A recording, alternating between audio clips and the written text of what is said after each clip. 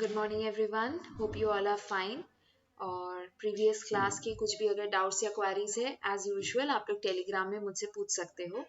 And as promised आज हम लोग क्या कंडक्ट करने वाले हैं, एक लाइव टेस्ट कंडक्ट करने वाले हैं। और लाइव टेस्ट में पढ़ेंगे क्या, हमारे क्लर्क के लेवल के। ठीक है, याद रखना हम लोग कौन से लेवल का क्वेश्चन बनाएंगे, क्लर्क के लेवल का क्वेश्चन बनाएंगे। और एकदम एग्जाम के तरीके से हम लोग सॉल्व करेंगे, 1 सेकेंड भी टाइमर से ज्यादा नहीं। ठीक है, तो एकदम फटाफट हमारे कुछ 10 या 15 क्वेश्चंस रहेंगे आज के सेशन में, जितना हम लोग कवर कर पाए फाइन। और हमारा ये टोटल सेट प्रीवियस ईयर के क्वेश्चन के ऊपर इंस्पायर्ड है, मतलब लास्ट 3 इयर्स का अगर हम लोग बात करें, हमारा ये जो सेट है वो लास्ट 3 इयर्स के जो भी मेमोरी बेस्ड क्वेश्चंस आए हैं उनके ऊपर इंस्पायर्ड है। फाइन, चलो तो without wasting further time let's start with today's topic and here it is. एक बार इंस्ट्रक्शंस को जल्दी जल्दी पढ़ लीजिए, क्विकली आप लोग एक बार इंस्ट्रक्शंस को पढ़ लीजिए, फिर हम लोग टॉपिक स्टार्ट करेंगे। एकदम फटाफट इंस्ट्रक्शंस पढ़ेंगे, जल्दी जल्दी। देखो इंस्ट्रक्शंस क्या बोल रहा है, डायरेक्शन 1 to 5, क्वेश्चन नंबर 1 से लेके 5 तक सिर्फ ये इंस्ट्रक्शन, और आगे जाके इंस्ट्रक्शन बदलेगा। क्या बोला जा रहा है, देखो, In the following passage, there are blanks, each of which has been numbered as well as filled with a word. हमारा ये जो पैराग्राफ रहेगा उसके बीच बीच में इस तरीके से ब्लैंक स्पेसेस रहेंगे। ये डैश क्या कर रहा है, ब्लैंक स्पेसेस को इंडिकेट कर रहा है। और उनके सामने सामने कुछ बोल्ड वर्ड्स भी रहेंगे। बोला ये जा रहा है कि आपको ये चेक करना है कि ये जो हमारे बोल्ड वर्ड्स हैं, है ना, ये हमारे जो बोल्ड वर्ड्स हैं, क्या वो इस ब्लैंक स्पेस के लिए अप्रोप्रिएट है। अगर अप्रोप्रिएट है वेल एंड फाइन, हम लोग जाएंगे नो चेंज रिक्वायर्ड में। अगर ये इनअप्रोप्रिएट है तो हमारे 1 से लेके 4 तक, ठीक है, 1 से लेके 4 तक जो अलग वर्ड्स दिए गए हैं वहां से हम लोगों को एक वर्ड चूज करके इसको फुल करना है। फाइन, और ध्यान रखिएगा ये जो भी हम लोग ऑप्शन चूज करेंगे वो ग्रामेटिकली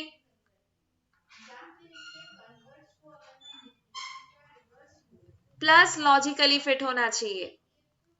ठीक है, दोनों एक साथ होगा तभी वो करेक्ट आंसर होगा। ग्रामेटिकली फिट हो गया लेकिन मीनिंग ही कन्वे नहीं कर रहा है, नहीं चलेगा। मीनिंग कन्वे कर रहा है लेकिन पार्ट्स ऑफ स्पीच गलत है, या मान लो टेंस गलत है तो भी नहीं चलेगा। फाइन, तो ग्रामेटिकली और लॉजिकली दोनों में फिट होना चाहिए। तो अल्टीमेटली बोलना क्या है, हम लोग को करना क्या है, क्लोज टेस्ट ही सॉल्व करना है। हमारा अभी वाला जो क्वेश्चन है वो क्लोज टेस्ट के ऊपर ही है, लेकिन कौन सा वाला, रिप्लेसमेंट मेथड, रिप्लेसमेंट मेथड के ऊपर बेस्ड है। ठीक है, चलो स्टार्ट करते हैं। And here is your question number 1। देखिए यहाँ पे आपको आपका बोल्ड वर्ड मिल गया, आपको आपका ब्लैंक स्पेस मिल गया, आपको आपके ऑप्शंस मिल गए। ए से लेके ई तक आपके ऑप्शंस है, जिसमें फर्स्ट 4 वर्ड ऑप्शन को इंडिकेट कर रहे हैं और लास्ट वर्ड क्या कर रहा है, last option no change required बता रहा है। ठीक है, तो आपका समय शुरू होता है अब। जल्दी जल्दी सॉल्व करके बताइए, एकदम क्विकली सॉल्व करेंगे विदाउट वेस्टिंग एनी सेकेंड। फटाफट सॉल्व करके बताइए। I am waiting for your reply. आप लोग रिप्लाई करो, उसके बाद आप लोग अपना सोल्यूशन देख लो, पैसेज पढ़ो, पढ़ के अपना सोल्यूशन देख लो, उसके बाद हम लोग इन डिटेल पूरा डिस्कस करेंगे।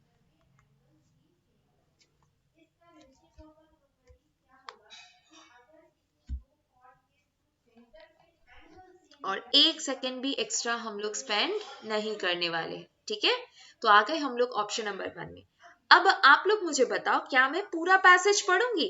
देखो स्क्रीन पे मैंने पूरा पैसेज रखा भी नहीं है, पैसेज के छोटे छोटे हिस्से रखे हैं जिस पोर्शन में हमारा नंबर है। तो ध्यान रखिएगा, क्लोज टेस्ट करते हुए अगर आप पूरा पैसेज पढ़ भी रहे हो उसके लिए आपको आधा नंबर भी अलॉटेड नहीं है, तो हम लोग क्यों ज्यादा मेहनत करें, हम लोग तो लेजी पीपल है कि नहीं। तो चलो, जिस ब्लैंक स्पेस जिस लाइन में है एटलीस्ट उस लाइन को तो पढ़ना पड़ेगा। तो हमारा लाइन शुरू होता है कहाँ से, यहाँ से हमने पढ़ना स्टार्ट किया। In fact, it is answerable to the central government in case there is a failure to twitch dash inflation within the bound of 2% to 6% for 3 consecutive quarters.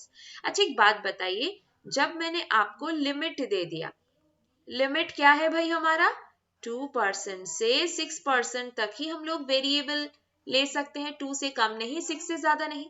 तो मैंने जब लिमिट बोला, लिमिट के अंदर रखना है, रखने को क्या बोलते हैं, बोलो, लिमिट के अंदर रखना है तो रखने को क्या बोलते हैं, कीप बोलते हैं, है कि नहीं। तो करेक्ट आंसर क्या है? Option number D. Correct answer क्या है बताओ? ऑप्शन नंबर डी, कीप है। अगर ये वाला पोर्शन नहीं होता तो हम लोग शायद ऑप्शन को चेंज करते। अच्छा, ट्विच का मतलब कोई बताएगा मुझे? TWITCH, ट्विच जो वर्ड है उसका मीनिंग कोई बताएगा? यस या नो?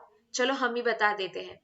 TWITCH, ट्विच बोलो या तो फ्लटर बोलो, है ना? ट्विच वर्ड को यूज करो या तो फ्लटर को यूज करो, दोनों का मतलब ही होता है थर थर कांपना। आज कल का जो हमारा एनवायरमेंट है, ठंड कितना पड़ गया है। सुबह 4 बजे उठा के अगर एकदम ठंडे ठंडे पानी से आपको नहाने के लिए बोला जाए तो आप क्या करोगे? आप शिवर करोगे, है ना? तो ट्विच या फ्लटर का मतलब शिवर, जो कि इन्फ्लेशन और इस परसेंटेज से दूर दूर तक कोई भी ताल्लुक नहीं रखता है। दैट इज वाई हम लोग क्या बोल रहे हैं, हमारा ये जो ऑप्शन नंबर डी है ना, इट इज रॉन्ग, वो गलत है। ऑप्शन नंबर डी को सॉरी ऑप्शन नंबर ये जो वर्ड है और फ्लटर है ये बिल्कुल गलत है। ऑप्शन डी तो हमारा करेक्ट आंसर था, है कि नहीं? तो फ्लटर और ट्विच बिल्कुल नहीं हो सकता। इन्फ्लेशन को छुपा के रखेंगे ना। टुक तो आपका parts of speech wise correct नहीं है। आप लोग बताइए, TO2 के बगल में कभी V2 का यूज देखा है क्या? बिल्कुल नहीं। दैट इज वाई देखो, ये पार्ट्स ऑफ स्पीच वाइज गलत, ये कंसेप्ट वाइज गलत, नो चेंज बोल नहीं सकते क्योंकि ट्विच एंड फ्लटर का मतलब सेम है। Is it clear? चलिए नेक्स्ट क्वेश्चन पे चले, आप लोग ट्राई करो। चलो जल्दी जल्दी, क्वेश्चन नंबर 2 आप लोग ट्राई करिए। मैं आपका टाइमर शुरू कर देती हूँ और शुरू हो चुका। चलिए जल्दी जल्दी सॉल्व करके बताइए, एकदम फटाफट सॉल्व करेंगे क्वेश्चन नंबर 2 को। देखो क्या होगा करेक्ट आंसर, एकदम क्विकली सॉल्व करेंगे।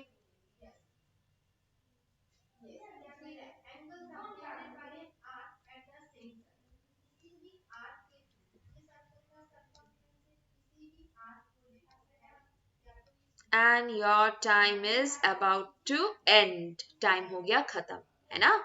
तो देखो पढ़ेंगे सेंटेंस को। To be sure interventions are done neither dash by government and central bank, मतलब ये नाइदर इस ब्लैंक स्पेस में ही फिल होना है। अगर होना है तो बोलेंगे क्या? No change required. लेकिन आप लोग बताइए, हम सबको पता है ना कि कोरिलेटिव कंजंक्शंस में नाइदर के साथ नॉर होता है। हम सबको ये बात पता है ना?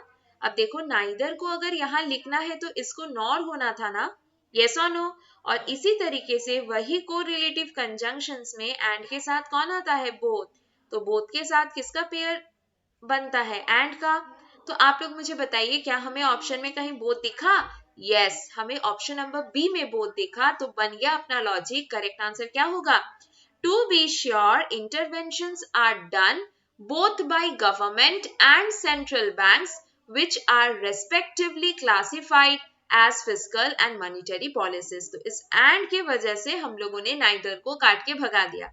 उसके बदले में क्या यूज किया? उसके बदले में both को यूज किया। Is it clear to all of you? I guess it is. Clear हो गया ना? ये तो बड़ा आसान सा था। नेक्स्ट क्वेश्चन नंबर 3 और आपका समय शुरू होता है अब। फटाफट सॉल्व करिए। क्वेश्चन नंबर 3 को जल्दी जल्दी सॉल्व करके बताइए, एकदम क्विकली सॉल्व करेंगे। फटाफट क्वेश्चन नंबर 3।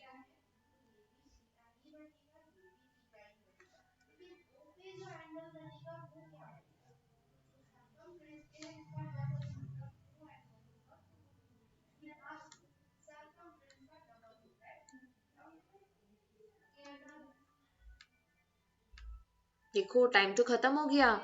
आप लोगों ने आंसर दिया क्या? क्या आप सारे लोगों ने आंसर दे दिया? यस या नो? आई गेस आप सारे लोगों ने अपना एकदम बेस्ट परफॉर्म किया है। आपको जो सबसे बेहतर ऑप्शन लगा आपने जरूर दिया होगा। फाइन, तो चलो देख लेते, एक बार पढ़ लेते हैं सेंटेंस को। यहां से पढ़ना था ना, हम लोगों ने क्या डिसाइड किया था? जिस सेंटेंस में ब्लैंक स्पेस रहेगा हम लोग उस सेंटेंस को तो पूरा पढ़ेंगे। देखो पूरे पैसेज को ना पढ़ के ऑलरेडी हम लोग कंजूसी कर रहे हैं। एक सेंटेंस में भी अगर हम लोग ना पढ़े तो कहीं ना कहीं नेगेटिव होने के चांसेस है, तो रिस्क नहीं उठाएंगे, पूरे सेंटेंस को पढ़ेंगे। The RBI recently changed the method used by banks to lend from base rates to marginal cost of funds based lending rates. तो ये क्या है? Marginal cost of fund. ये क्या है हमारा? Marginal cost of fund based lending rates. ये क्या है? एक नाउन है, तो इसको लेके तो टेंशन नहीं करना है। To whisk the pass through. अच्छा एक बात बताइए, जब मैंने बोला पास थ्रू, है ना, जब मैंने क्या बोला? पास थ्रू बोला, मतलब कोई अगर टनल के अंदर से कोई चीज पास कर रहा है तो वहां पे वो सरफेस क्या होने से बेटर होगा? वो सरफेस क्या रहने से वो पैसेज जो है वो बेटर होगा? बताओ। सरफेस अगर अपना स्मूथ रहेगा तो यहाँ पे करेक्ट आंसर एक्चुअली है स्मूदन। क्या होगा करेक्ट आंसर? स्मूदन। फिर से पढ़ो। The RBI recently change the method used by banks to lend from base rates to marginal cost of funds based lending rates to smoothen the pass through. मतलब passage को और ज्यादा smooth और effective बनाने के लिए आरबीआई ने इतना सारा चेंज किया। अब मैं पूछना चाहूंगी कि विस्क में क्या दिक्कत था भाई? ये जो विस्क वर्ड है ना, ये जो हमारा वर्ड है विस्क, इसका मतलब क्या है? कोई बताएगा मुझे? WISK विस्क का मतलब, इसका मतलब बीट होता है, फाटते हैं ना। अब पता नहीं मैंने हिंदी वाला टर्म करेक्ट बोला कि नहीं, राइट। विस्क का मतलब कोई चीज, जैसे बैटर को मिक्स करते हैं ना हम लोग, एकदम अच्छे अच्छे से उसको मिक्स करते हैं ताकि केक हमारा जो बने वो फ्लफी बने, उसको विस्किंग आप लोग बोल सकते हो, मतलब बीट करना। ठीक है। ऑमलेट बनाने से पहले एग को भी क्या करते हैं? विस्क करते हैं, मतलब क्या? बीट करते हैं। ठीक है, तो याद रखेंगे विस्क का मतलब क्या है? बीट करना, राइट। नेक्स्ट उसके बाद जर्मन का वर्ड का मतलब बताओ। ये जो वर्ड है ना जर्मन, GERMANE, जर्मन का मतलब कोई बताएगा मुझे? What do you mean by the term German? German का मतलब क्या बोलेंगे? Relevant, RELEVANT। जर्मन का मतलब क्या है भाई बताओ? रेलिवेंट है। तो किसी भी एंगल से यहाँ फिट नहीं हो रहा, तो सबसे बेस्ट वर्ड क्या था? Sudan.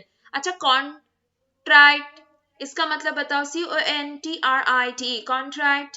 What do you mean bye contrite? यहीं पे लिख देते हैं। कॉन्ट्राइट का मतलब अफसोस जाहिर करना, हम अफसोस के साथ कहते हैं, है ना। तो बोलेंगे क्या? रिग्रेटफुल। एंड सूद का मतलब तो आप सबको पता ही है कि नहीं? जो आग का ऊपर एक ब्लैक डिपोजिशन हो जाता है ना, जैसे चूल्हे में खाना पकाते हैं तो बर्तन के साइड में पूरा ब्लैक ब्लैक डिपोजिशन हो जाता है, उसको बोलते हैं सूद। ठीक है, चलो।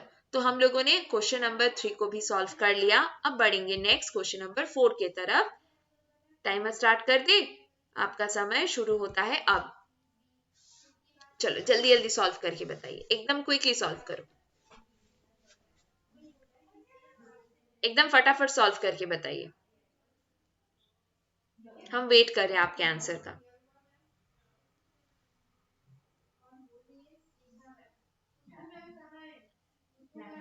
जल्दी जल्दी सॉल्व करिए, एकदम क्विकली। रीड करो सेंटेंस को, फिर अच्छे से ऑप्शन एलिमिनेशन करिए और आंसर दीजिए।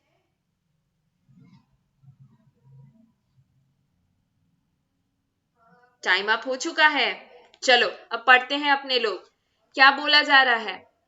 Given its mandate to control inflation, the RBI anchors its policy on Consumer Price Index (CPI).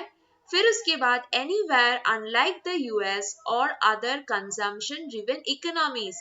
अच्छा हम लोग तो economies का बात कर रहे हैं ना, economies कोई जगह है क्या? नहीं ना, तो anywhere क्यों यूज कर रहे हैं? हम सबको पता है जब कभी भी anywhere आएगा या तो वेयर से रिलेटेड कोई भी ऑप्शन आएगा, अपने लोग क्या बोलेंगे? उसको प्लेस से रिलेट करेंगे ना।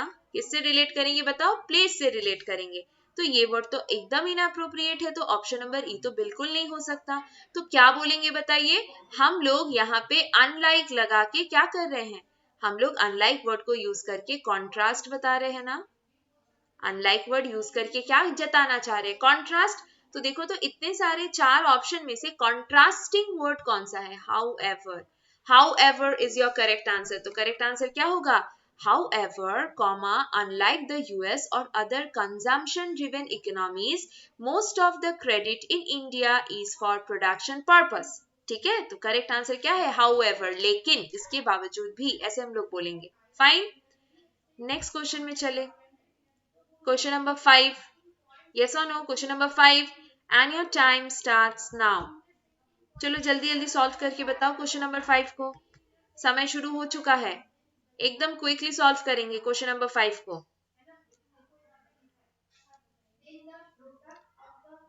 फटाफट सॉल्व करेंगे। हाँ,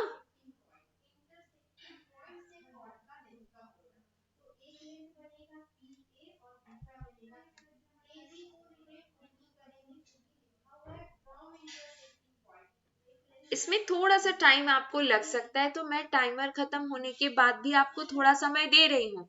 आप लोग पढ़ो, एक लाइन पढ़ के नहीं होता है। देखो क्लोज टेस्ट में ना कभी कभी हम लोग फंस जाते हैं। कैसे फंसते हैं? एक या दो ऑप्शन में हमें दिक्कत हो जाता है, तो एक लाइन जिसमें ब्लैंक स्पेस है उसको पढ़ के अगर नहीं हो पा रहा है तो क्या करेंगे? जिस लाइन में ब्लैंक स्पेस है उसके आगे वाले लाइन और उसके बाद वाले लाइन, मतलब एटमोस्ट कितने लाइन्स हम लोग पढ़ेंगे? 3 लाइन्स।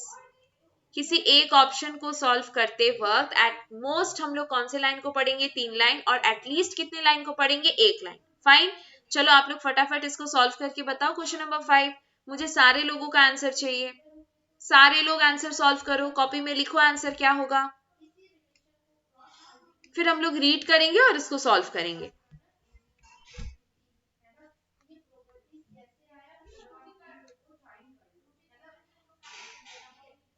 आंसर देख लिया ना आप सबने? चेक कर लिया ना? तो चलो पढ़ते हैं, पूरा लाइन को पढ़ेंगे। However, इस बार तो हमें पता है ना कि यहाँ पे क्या होगा। However, unlike the US or other consumption-driven economies, most of the credit in India is for production purpose, which again reduces the craven, C-R-A-V-E-N, craven का मतलब कोई मुझे बताएगा क्या कि craven का मतलब क्या है? What do you mean by the term craven?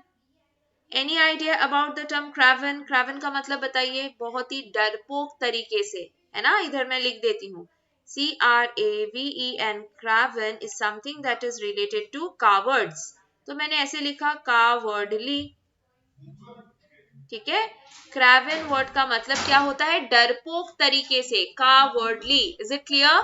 तो क्रावन का मतलब क्या याद रखेंगे? कोई अगर बहुत ज्यादा कायर है ना, तब हम लोग उसके लिए क्रावन पर्सन ऐसे बोल सकते हैं। फाइन, तो क्या हम लोग आरबीआई को कावर्ड बोलेंगे? वो तो एपेक्स गवर्निंग बॉडी है ना हमारा। आरबीआई क्या है? RBI is your apex governing body. Yes और नो? एपेक्स क्या है? हमारा गवर्निंग बॉडी है। तो जो सबसे ऊपर है वो किसी से डरेगा क्या? जिसके पास पूरा पावर है, क्या वो किसी से डरेगा? बिल्कुल नहीं। तो क्रावन तो बिल्कुल भी करेक्ट आंसर नहीं था। अब बाकी ऑप्शंस को चेक करो, बाकी ऑप्शंस को फटाफट चेक करो। क्रावन तो एकदम आउट ऑफ कॉन्टेक्स्ट है। सबसिस्टेंस, आप सबको पता होगा सबसिस्टेंस का मतलब, तो मैं इसमें नहीं जा रही हूँ।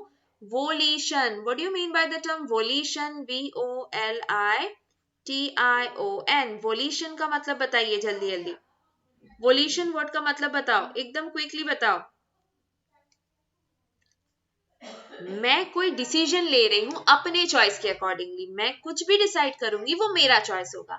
मैं किसी सेकंड या थर्ड या फोर्थ पर्सन के बारे में सोचूंगी तक नहीं। ऐसा अगर है तब हम लोग वोलिशन टर्म को यूज करेंगे। तो वोलिशन हम किसको बोलेंगे बताओ? अ चॉइस और डिसीजन। ठीक है, अ चॉइस और decision made by will, made by will. ठीक है, हम खुद से अगर कोई भी चॉइस या डिसीजन लेंगे, it's by our own will, free will, तो हम लोग उसको वोलिशन टर्म से रेफर करेंगे। ठीक है, दूसरा नेक्स्ट उसके बाद DOUR, डोर का मतलब क्या होगा? DOUR, डोर का मतलब बहुत ही ज्यादा स्ट्रिक्ट, स्टर्न या बहुत ही ज्यादा रेस्ट्रिक्टेड काइंड ऑफ पर्सन। तो डोर में हम लोग उस टीचर के बारे में बात करेंगे जिससे सारे बच्चे डरते हैं, जो बहुत ज्यादा स्ट्रिक्ट है। ठीक है, तो डोर का मतलब क्या मैंने लिखा? देखो, स्टर्न, बहुत ही ज्यादा स्ट्रिक्ट। इमैनेट का मतलब बताइए, what do you mean by the term emanate? EMANATE, emanate का मतलब फीलिंग्स को त्यागना। मतलब आप जो भी फील कर रहे हो ना, उसको जस्ट गिव अप कर दो, मतलब रिवील कर दो, है ना? आप छुपा के नहीं रख रहे हो। आपको बड़ा गुस्सा आ रहा है इस क्वेश्चन को करते हुए, तो आपने वो गुस्सा दिखा दिया। फाइन, तो आपने क्या किया? इमैनेट किया। मतलब क्या हम लोग बोलेंगे? Give out a feeling.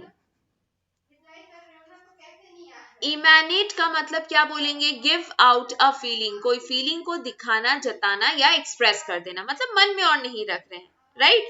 मोर और less what an extrovert does. ठीक है, एक्सट्रोवर्ट क्या करता है? अपने मन में कुछ नहीं रखता, जो मन में आता है बोल देता है कि नहीं? इंट्रोवर्ट क्या करते हैं? मन में रख देते हैं. तो अगर हम लोग इमेनेट का बात करेंगे तो इमेनेट क्या है? इमेनेट का मतलब है गिव आउट अ फीलिंग. आप अपने फीलिंग्स को एक्सप्रेस कर दे रहे हो, छुपा के नहीं रख रहे. फाइन. चलिए नेक्स्ट उसके बाद तो देखो, क्लोज टेस्ट में आप लोग अपना स्कोर बताइए. 5 आउट ऑफ क्या स्कोर रहा? नेगेटिव के साथ बताना. ठीक है, नेगेटिव के साथ आप लोग अपना स्कोर कैलकुलेट करना. For each correct question you will fetch 1 mark. For each wrong question you will be losing 0.25. तो अपना स्कोर चेक कर लो कि आउट ऑफ 5 आपका स्कोर कितना है. और अगर डाउट है तो आप लोग कहाँ पूछोगे? इंग्लिश महिंद्रास लाइव में पूछोगे. ठीक है, अब मान लो यहाँ पे पूछा, आंसर नहीं मिला, तो ये सेकेंड ऑल्टरनेटिव है, ये और के केस में आएगा, ये एप्रोप्रिएट है. ठीक है, ये जो इंग्लिश महिंद्रास लाइव है ये हमारा मेन चैनल है, यहाँ पे आपको पूछना है. अगर इन केस यहाँ पे नहीं हुआ तो कहीं और हम लोग पूछेंगे. फाइन. चलो, तो 5 आउट ऑफ स्कोर अच्छा ही आया होगा. जितने भी लोगों को 5 आउट ऑफ 5 मिला है, congratulation to all of them. अगर 4 मिला है तो एक कॉन्ग्रेचुलेशन है कि नहीं? देखो, डबल टिक, सिंगल टिक. फाइन. 3 2 1. अगर है तो मेहनत करो, कोई प्रॉब्लम नहीं है, मेहनत करो. नेक्स्ट क्लास में, नेक्स्ट जो हमारा टेस्ट सीरीज रहेगा उसमें एकदम हाईएस्ट मार्क्स लाना है. फाइन. चलो, क्वेश्चन नंबर 6 to 10 एकदम रेडी रहो, फटाफट सॉल्व करना है. क्वेश्चन नंबर 6 to 10 एक्सप्लेनेशन पढ़ लीजिए जल्दी जल्दी, क्विकली एकदम एक्सप्लेनेशन पढ़ेंगे. 6 to 10 का जल्दी जल्दी एक्सप्लेनेशन पढ़ लीजिए.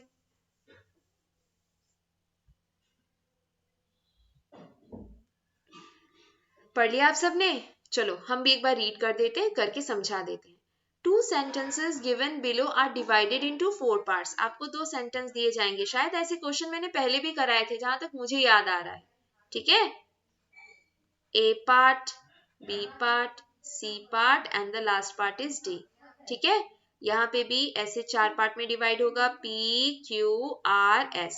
तो देखो, sentence number 1 and sentence number 2, दो सेंटेंस है, उसको 4 पार्ट में डिवाइड कर दिया. अब आपको क्या करना है? इस पार्ट का जो एरर है और इस पार्ट का जो एरर है, मान लेते हैं, एज्यूम करते हैं कि यहाँ पे ये एरर है और यहाँ पे ये एरर है. इस पार्ट का जो एरर है और इस पार्ट का जो एरर है, दोनों के कॉम्बिनेशन को मार्क करना है. तो मान लो ऑप्शन नंबर 1 में लिखा है A एंड P, नहीं होगा. ऑप्शन नंबर 2 में लिखा है B एंड R, नहीं होगा. ऑप्शन नंबर 3 में कहीं लिखा है A एंड R, तो वो करेक्ट आंसर होगा. बताओ, यहां तक क्लियर ना सबका? क्लियर तो? चलिए, हियर इज योर टर्म. पहला क्वेश्चन आपके सामने आ चुका है and your time starts now. जल्दी जल्दी सॉल्व करके बताइए. 45 सेकेंड का समय दिया गया है, एकदम फटाफट सॉल्व करके बताइए, क्विकली सॉल्व करिए.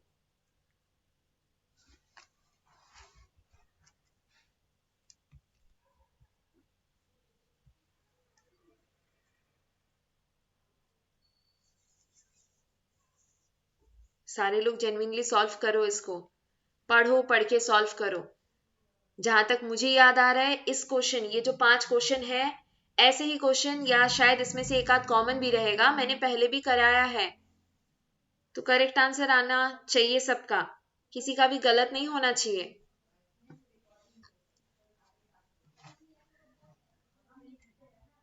चलिए जल्दी जल्दी बताओ, करेक्ट आंसर क्या होगा? एकदम क्विकली बताइए, टाइम खत्म हो चुका है. हाँ, ज्यादा से ज्यादा एक आध सेकंड और है कि नहीं? अब आप बोलोगे एक आध सेकंड में मैडम क्या हो जाएगा. चलो बताइए जल्दी जल्दी, क्या लिखा हुआ है यहाँ पे, पढ़ें. Question number 1, prime minister Narendra Modi said on Sunday. अच्छा बताइए, ये जो हमारा लाइन है इससे रिलेटेड हमको रूल पता है ना, कि कोई भी पोस्ट का अगर बात करे, औहदे का बात करे, तो कोई भी औहदा अपने सामने कौन सा आर्टिकल लेता है? डेफिनेट आर्टिकल द लेता है. लेकिन उस द को हम लोग नहीं लिखते हैं जब उस औहदे के बाद, उस पोस्ट के बाद कोई प्रॉपर नाउन आ जाए, है कि नहीं? उस द को हम लोग नहीं लिखेंगे अगर कोई प्रॉपर नाउन आ जाए तो बताइए यहाँ पे प्राइम मिनिस्टर के सामने डेफिनेटली द होता, क्यों नहीं हुआ? क्योंकि यहाँ पे proper noun Narendra Modi word को हमने लिख के रखा है। दूसरा चेक करने वाला पॉइंट क्या है? संडे, मंडे, ट्यूसडे, वेडनेसडे हमेशा अपने सामने कौन सा वाला प्रेपोजिशन लेता है? जल्दी जल्दी बताइए, कौन सा वाला प्रेपोजिशन लेगा? ऑन लेगा, है ना? तो prime minister Narendra Modi said on Sunday एकदम करेक्ट है, ऑप्शन नंबर ए। तो ए अगर करेक्ट है, ए से रिलेटेड कोई भी ऑप्शन आंसर नहीं बनेगा। देखो हमने काट दिया। दूसरा, that India and Mauritius enjoy the most unique friendship. अच्छा, आप सारे लोगों को एडजेक्टिव आता है ना? हम सबको पता है कि यूनिक एक ऐसा वर्ड है जो अपने सामने ना ही मोर को अलाउ करेगा और ना ही मोस्ट को अलाउ करेगा और ना ही अपने बाद ई आर को अलाउ करेगा, ना ही ई एस टी को अलाउ करेगा। ऐसा क्यों? क्योंकि unique is always used in absolute sense। Unique हमेशा कौन से सेंस में यूज होता है? एब्सोल्यूट सेंस में यूज होता है। तो हमको अपना एरर मिल चुका है। देखो इधर द नहीं होगा, मोस्ट नहीं होगा, तो क्या लिखेंगे? That India and Mauritius enjoyed a unique friendship. अब आप लोग बोलोगे कि मैडम यू है तो आपने एंड क्यों नहीं लिखा? तो आप बताइए, जब आप यूनिक को प्रोनाउंस कर रहे हो, देखो हम लोग कैसे प्रोनाउंस कर रहे हैं, U N I Q U E, तो यू को जब प्रोनाउंस करते हैं वाई यू का प्रोनाउंसिएशन आता है, तो वाई को हम लोग वावल नहीं कॉन्सोनेंट बोलते हैं, दैट इज वाई इसके सामने ए होता है। Is it clear? तो बी रिलेटेड जो ऑप्शंस है ना उनको शॉर्टलिस्ट कर लो, मतलब एस को बस पढ़ना है कि एस करेक्ट है कि नहीं। ठीक है, पढ़ लीजिए जरा, एस या क्यू में से कोई एक करेक्ट होगा। पढ़ो। Shiv Sena leader on Sunday said Russia gave the first lesson to the world on being atmanirbhar by introducing a COVID-19 vaccine while India has just been preaching about him। जहां तक मुझे याद आ रहा है क्वेश्चन ये हो चुका है आपका, टेस्ट के लिए आज आप लोग सॉल्व कर रहे हो, लेकिन प्रीवियस किसी क्लास में शायद प्रैक्टिस कराया था इस क्वेश्चन के ऊपर, है ना? आत्मनिर्भर हमारा सब्जेक्ट है, उसका प्रोनाउन किस एंगल से हिम होता है? नहीं ना, तो क्या होगा बताओ? आत्मनिर्भर टर्म के लिए हम लोग IT इट को यूज करेंगे। तो which part is wrong? B and S में गलती है, तो करेक्ट आंसर हो गया ऑप्शन नंबर डी। तो क्वेश्चन नंबर 6 का करेक्ट आंसर क्या है बताओ? Option D. Is it clear to all of you? Same तरीके से आपको इसके बाद वाला क्वेश्चन सॉल्व करना है। तो here is your question number 7 and your time starts now. जल्दी जल्दी सॉल्व करिए, 45 सेकेंड्स है आपके पास।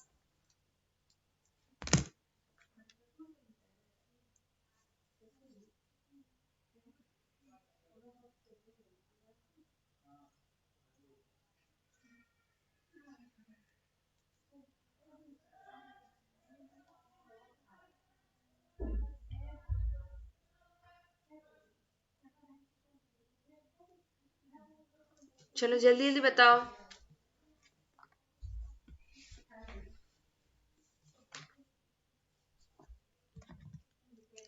क्या है आंसर्स आप लोगों का? टाइम तो खत्म होने वाला है ऑलमोस्ट।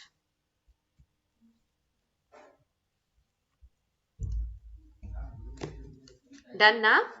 चलिए पढ़ते हैं सेंटेंस को। The condition of former president Pranab Mukherjee further deteriorated. ठीक है, द कंडीशन ऑफ फॉर्मर एकदम करेक्ट है। अच्छा, प्रेसिडेंट या फॉर्मर के सामने कोई आर्टिकल ए या तो एन या तो द क्यों नहीं आया? सेम लॉजिक, क्योंकि औधे के बगल में हम लोगों ने प्रॉपर नाउन लिख के रखा है, दैट इज वाई कोई आर्टिकल का जरूरत नहीं पड़ा। ऑप्शन नंबर ए अपने में एकदम करेक्ट, ऑप्शन नंबर बी अपने में एकदम करेक्ट। अब आप लोग पूछोगे कि मैडम फार्दर क्यों नहीं हुआ? अगर एडजेक्टिव का फिर से हम लोग बात करें, दो टॉपिक आते हैं, FARTHER फार्दर और साथ में FURTHER फर्दर। क्या आप में से कोई इन दोनों का डिफरेंस बताएगा? चलो आप लोग बताओ, FAR फार का मतलब बताओ। इतना बता दो कि फार का मतलब क्या है? फार मतलब दूर, है कि नहीं? It is a positive degree. Far कौन से डिग्री में आता है? Far is a positive degree. Positive से अगर हम लोग कंपैरेटिव फॉर्म में जाएंगे, when we travel from positive to comparative, what will happen? Far will get altered to FARTHER farther, and we all are aware of the fact that any kind of comparative degree will be preferring two words, any of the two words of course, than या तो compared, है ना। अगर हम लोग far से farther की तरफ जाएंगे तो positive से comparative का जर्नी होगा, और कोई भी comparative डिग्री इनके बगैर यूज नहीं होता। इसीलिए अपने लोग क्या बोलेंगे, ये than या compared को अपने लोग किसके साथ यूज करते हैं, farther के साथ। तो उलट के अगर बोला तो farther को कब यूज करेंगे, farther को तभी यूज करेंगे सेंटेंस में जब सेंटेंस में अपने को than या compared दिखेगा। अदरवाइज हम लोग अगर FUR फर को लिखे, क्या ये पॉजिटिव डिग्री है, बिल्कुल नहीं। क्यों नहीं, क्योंकि ये एडजेक्टिव ही तो नहीं है कि नहीं। ठंडी के सीजन में फर जैकेट, फर कोट ऐसे हम लोग पहनते हैं, तो fur is what, fur is nothing but hairy skin of an animal, yes और नो। तो बताइए, ये एडजेक्टिव ही नहीं है तो इसका डिग्री कहां से आएगा, तो फर क्या है, fur is actually a noun. Got it. अब इसको आगे अगर बढ़ाए, कंपैरेटिव डिग्री में लेके जाना चाहे तो क्या FUR फर्दर लिख सकते हैं, नो नहीं लिख सकते, क्योंकि ये कंपैरेटिव है ही नहीं। और अगर ये कंपैरेटिव नहीं है तो क्या ये दैन के साथ आएगा, नहीं। तो आप चेक कर लो, फर्दर डिटोरिएटेड, अगर यहाँ पे दैन होता तो अपने को फार्दर करना पड़ता, क्योंकि कोई कंपैरेटिव फॉर्म नहीं है, तो ऑप्शन नंबर बी भी करेक्ट है। तो जितने भी लोगों को फर्दर से दिक्कत था, आई गेस वो क्लियर हो गया। नेक्स्ट उसके बाद एट मंडे, अभी तो सिखाया ना आप लोगों को कि कोई भी डे का बात करो या कोई भी डेट का बात करो, ठीक। इसके आगे वाले क्वेश्चन में डिस्कस किया, डे या डेट अपने साथ कौन सा वाला प्रपोजिशन को फिक्स रखता है, ऑन को फिक्स रखता है। तो कौन से पार्ट में एरर था, एट मंडे नहीं बोलेंगे, क्या बोलेंगे, ऑन मंडे। तो tell me option number C is wrong ना। तो पहले बाकी ऐसे ऑप्शंस को कट कर दीजिए जिसमें सी है ही नहीं। देखो आपको आंसर मिल गया है कि नहीं, आपको आंसर मिल गया ऑप्शन नंबर सी, राइट। क्योंकि सी का कॉम्बिनेशन एक ही है, तो आप चाहो तो ऑप्शन बी को या सेंटेंस बी को ना भी पढ़ो तो आपका आंसर करेक्ट होगा। तो ये थोड़ा सा स्मार्ट वर्क करना है, फाइन। हार्ड वर्क नहीं करेंगे एग्जाम हॉल में, एग्जाम हॉल में स्मार्ट वर्क करेंगे। तो हम लोग ऑप्शन सेंटेंस बी को पढ़ के टाइम वेस्ट करेंगे क्या, नहीं। फटाफट स्किप एंड नेक्स्ट करेंगे, नहीं, सेव एंड नेक्स्ट करेंगे, स्किप एंड नेक्स्ट तो अलग हो जाएगा, ओके। लेकिन फिर भी एक बार आर वाले सेंटेंस में क्या एरर है वो देख ले। देखो हम लोगों ने एक रूल सीखा था ना, नंबर, उसके बाद यूनिट, उसके बाद नाउन, है कि नहीं। नंबर यूनिट नाउन वाला रूल सीखा था, और उसके रिगार्डिंग ये बोला था कि यूनिट इज ऑलवेज सिंगुलर। मुझे बस आप लोगों को थोड़ा सा रूल रिवाइज करवाना था, इसी वजह से मैंने ये सारे क्वेश्चंस को लिए, ठीक है। Unit is always singular, unit जो हमारा होगा वो हमेशा सिंगुलर रहेगा, फाइन। तो आप बताइए, नंबर है, उसके बाद यूनिट है, उसके बाद ओल्ड स्टूडेंट क्या है, नाउन है। तो नंबर यूनिट नाउन के रिगार्डिंग यूनिट को तो सिंगुलर होना था, तो ईयर्स नहीं होगा, क्या हो जाएगा उसके बदले, ईयर्स के बदले क्या आएगा, YEAR, year will be the word. बताओ यहाँ तक क्लियर ना, यस या no, is it clear till here, I guess it is. आगे बढ़ते हैं, question number 8 and your time starts now. जल्दी जल्दी सॉल्व करके बताओ। क्वेश्चन नंबर 8 एकदम फटाफट सॉल्व करके बताएंगे।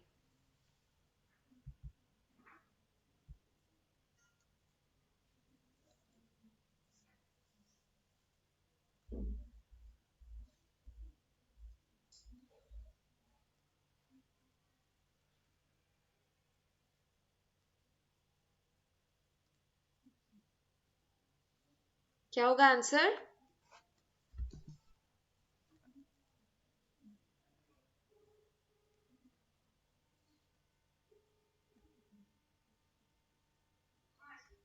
चलो। It was MS Dhoni's vision that led to Rohit Sharma's becoming one of the greatest white ball opener. अच्छा एक बात बताइए, जब हमने बोला वन ऑफ, है ना, हमने क्या बोला, वन ऑफ, तो उस वन ऑफ के साथ कैसा वाला डिग्री यूज करेंगे बताइए। डिग्री यूज करेंगे कौन सा वाला, सुपरलेटिव, है कि नहीं, राइट। वन ऑफ के साथ कौन सा वाला डिग्री यूज करेंगे, सुपरलेटिव, राइट। इसके साथ अगर सब्जेक्ट यूज करना है तो कौन सा वाला सब्जेक्ट यूज करेंगे बताओ। वन ऑफ के साथ अगर डिग्री यूज करेंगे तो सुपरलेटिव, सब्जेक्ट बोले तो प्लूरल, है कि नहीं। और इसी के साथ अगर वर्ब को यूज करना होता तो, है कि नहीं, वर्ब यूज करेंगे तो क्या बोलेंगे बताइए, verb should be singular, right.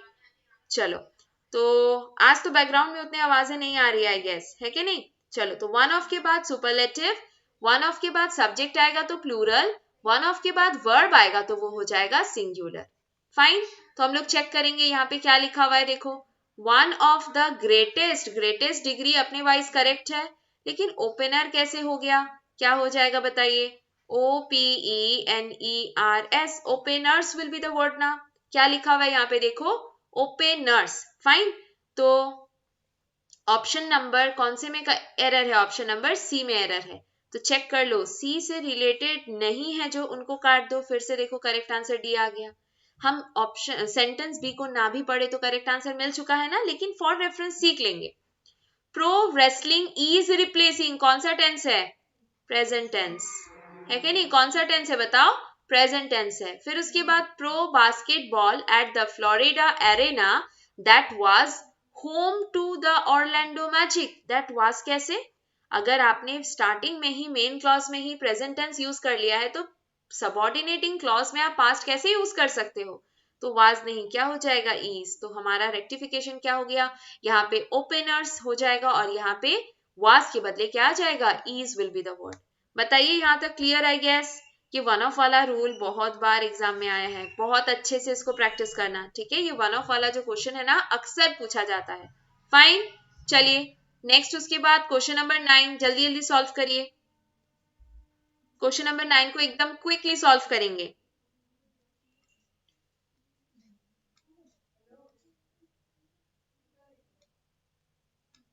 एकदम क्विकली, जल्दी जल्दी।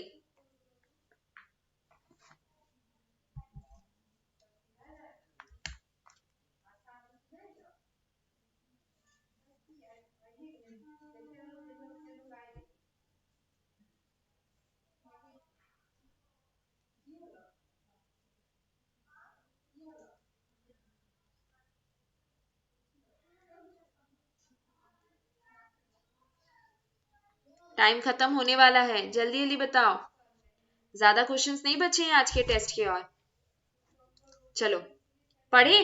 Royal Challengers Bangalore has named Australian leg spinner Adam Zampa as a replacement for his compatriot Kane Richardson that pulled out the IPL starting September 19 in the UAE। क्या करेंगे बताओ, क्या mark किया आप लोगों ने, क्वेश्चन नंबर 9 का जो फर्स्ट वाला पार्ट है उसमें क्या मार्क किया, बताओ जल्दी जल्दी।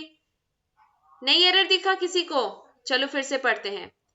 That pulled out of the IPL starting September। आप एक इंसान के बारे में बात कर रहे हो ना, आपने नोटिस किया होगा मैंने थोड़ा सा पॉज कर दिया, जैसे ही दैट बोला मैंने थोड़ा सा पॉज किया क्योंकि मुझे एरर लगा कि कुछ तो गड़बड़ है कि नहीं। तो देखो, केन रिचर्डसन जो भी है तो वो एक इंसान, ह्यूमन बीइंग है ना, लिविंग थिंग है। लिविंग थिंग के साथ हम लोग नॉर्मली क्या प्रेफर करते हैं, हु। अब अगर रूल का बात करें तो रूल ये बोलेगा कि आप लिविंग के साथ दैट को तभी यूज करोगे जब वो लिविंग सब्जेक्ट अपने सामने लिस्ट में से किसी भी वर्ड को लेगा। और लिस्ट हमारा क्या है, लिस्ट में आता है सुपरलेटिव, लिस्ट में आता है सेम, लिस्ट में आता है ओनली, लिस्ट में आता है एनी, लिस्ट में आता है लिटिल, फ्यू, ये सारे वर्ड्स आते हैं लिस्ट में, है कि नहीं। तो ऐसा कोई भी वर्ड क्या आपके एंटीसीडेंट के सामने है, देखो कॉम्पैट्रियट है लेकिन इस लिस्ट का तो कोई भी वर्ड नहीं है। फाइन, मैंने इटसेट्रा लिख दिया ताकि कोई कंफ्यूजन ना रहे। तो इस दैट के बदले क्या आ जाएगा, दैट के बदले हु आ जाएगा। तो देखो कौन से ऑप्शन में एरर था, ऑप्शन नंबर डी में। डी को छोड़ के बाकी सारे को काट दो, तो ये हो गया करेक्ट आंसर। लेकिन आर में क्या एरर है जरा सा चेक कर लेंगे हम लोग। कॉल्ड फॉर का मतलब बताइए, तो यहाँ पे देखो ऑप्शन नंबर आर में लिखा है कॉल्ड फॉर। कॉल्ड फॉर का मीनिंग क्या होता है, डिमांड करना। कोई भी चीज का अगर हम लोग डिमांड करते हैं ना, है कि नहीं, अगर किसी चीज का हम लोग डिमांड करते हैं तो वो कॉल फॉर होते हैं, लिख दिया डिमांड। फाइन, फिर उसके बाद कॉल अपॉन का बात करेंगे तो कॉल अपॉन का क्या बोलेंगे बताइए, bring into play, bring into play. Call upon का बात करेंगे तो क्या होगा बोलो, ब्रिंग इनटू प्ले। मतलब क्या, कोई चीज को अगर आप स्टार्ट करने के लिए इनिशिएटिव ले रहे हो तो उसको बोलेंगे कॉल अपॉन। तो आप लोग खुद ही जज करके बताओ कौन सा प्रेपोजिशन एप्रोप्रिएट है। कॉल फॉर का मतलब डिमांड कर रहे हैं स्टार्टअप को, या स्टार्टअप को इनिशिएट करना चाह रहे हैं। स्टार्टअप का मतलब क्या है, कोई नया बिजनेस शुरू करना। तो कोई भी चीज को जब इनिशिएट करेंगे उसमें कॉल अपॉन आएगा। हम लोग इंट्रोड्यूस करना चाह रहे हैं, शुरू करना चाह रहे हैं, तो उसमें कौन सा एप्रोप्रिएट प्रपोजिशन आएगा, अपॉन। तो यहाँ पे फॉर के बदले अपने लोग क्या लिखेंगे, upon. Is it clear to all of you? And the last question, I guess, I hope ये लास्ट क्वेश्चन है हमारा, मुझे ठीक याद नहीं है, शायद ये लास्ट है। Yes, of course it is the last question. चलो फटाफट सॉल्व करो। Question number 45, sorry question number 10 और 45 सेकेंड्स है आपके पास। क्वेश्चन नंबर 45 में मैराथन क्लास के अलावा हम लोग जा नहीं सकते, है कि नहीं? सिर्फ पॉसिबल है मैराथन क्लास में ही, जब हम लोग क्वेश्चन नंबर 45 क्लास में बैठ के सॉल्व करेंगे।